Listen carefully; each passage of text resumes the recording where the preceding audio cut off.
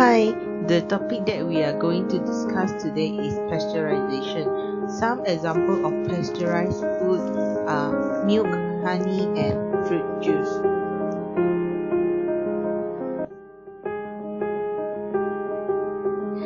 Pasteurization is a heat treatment that performed below 100 degrees Celsius. The main function is to inactivate enzymes to kill non-spore forming bacteria and to kill yeast and molds.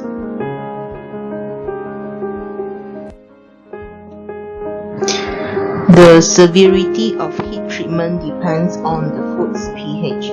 Low acid food that has pH greater than 4.5 is used to destruct pathogenic bacteria, whereas high acid food that has pH lower than 4.5 is used to destruct spoilage microorganisms and inactivate enzymes.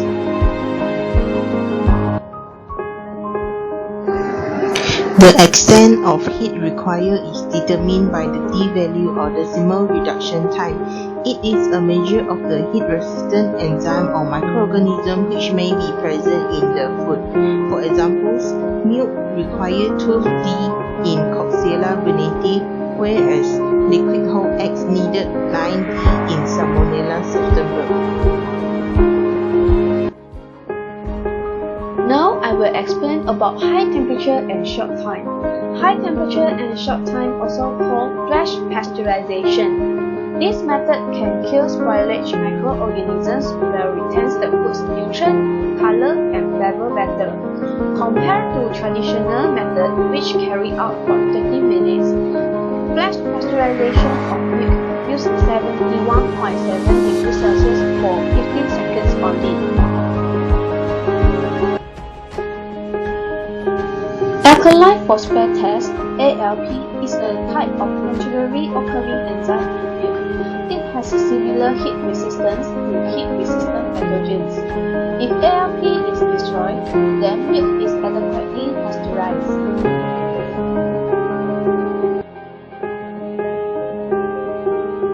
Next, I will talk about pasteurization equipment. So before we get to decide what type of pasteurization equipment we want to use in order to pasteurize our food, first of all we have to determine what type of food that we are going to pasteurize, because different types of foods require different types of pasteurization process and different type of pasteurization equipment.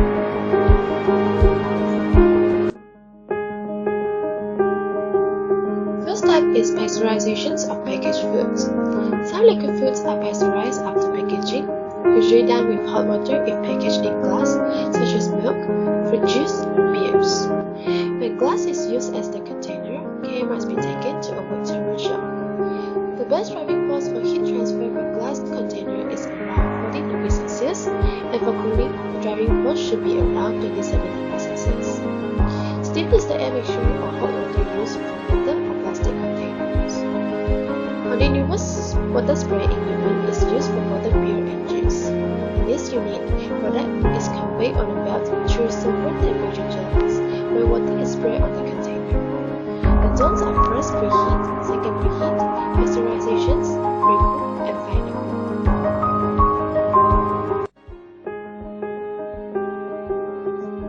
Next type is the pasteurizations of unpackaged liquids. These type of foods are usually low viscosity foods, which are milk products, juices, and liquid eggs.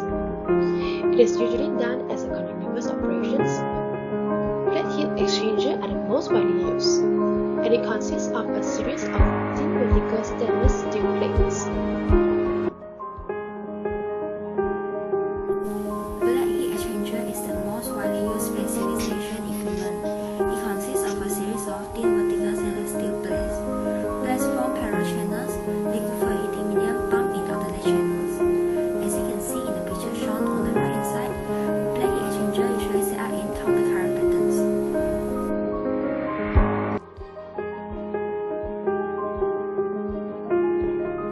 Heat recovery is done by using hot pasteurized product to preheat the cold product. It reduces the amount of cold water needed to cool the product. Up to 35% of the heat is recovered.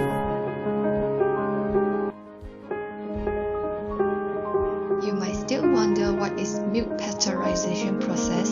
The following content will show you how the milk will be processed from milking until being sterilized to be consumed by the human.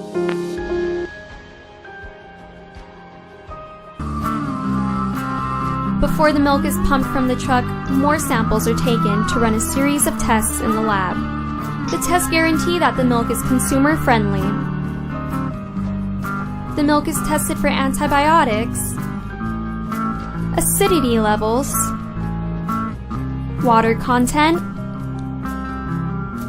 and fat and protein content.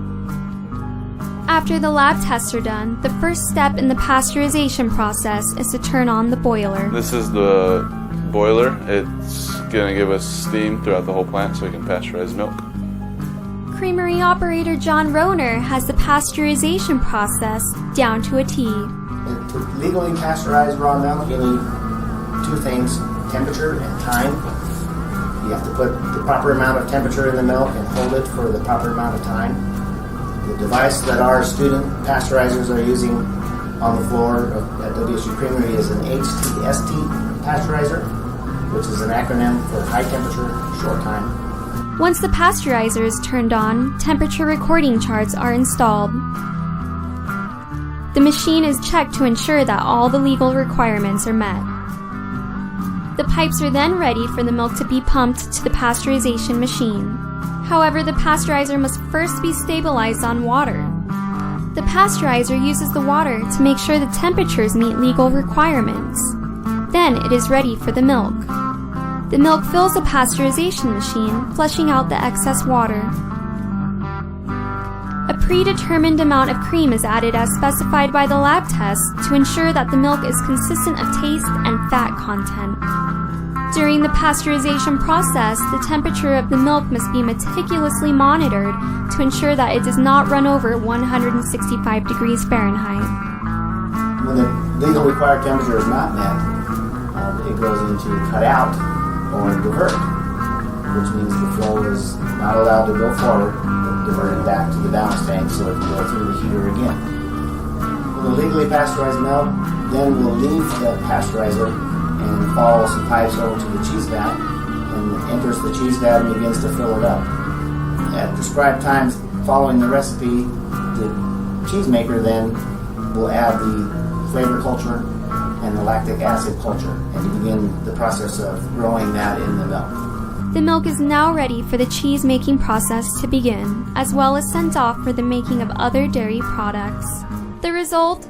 Delicious Ferdinand's confections like Ghost Pepper Aged Cougar Gold and a variety of other flavored cheeses.